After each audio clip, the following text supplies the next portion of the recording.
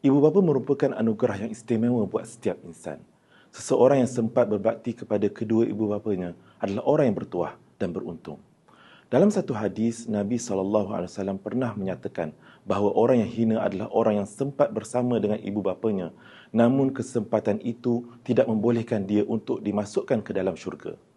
Mungkin ada di kalangan kita yang tidak sedar sedang menderhaka kepada ibu dan bapanya. Ada yang bercakap kasar, meninggikan suara, bahkan ada yang sanggup memukul dan menyakiti ibu bapanya. Ketahuilah bahawa kesemua ini adalah satu bentuk penderhakaan. Jadikanlah bulan Ramadan ini sebagai titik permulaan untuk kita memperbaiki hubungan kita dengan ibu bapa kita. Mudah-mudahan kita diganjarkan dengan syurga Allah Subhanahu Wa Taala. Kehidupan lebih baik bersama. Wallahu a'lam.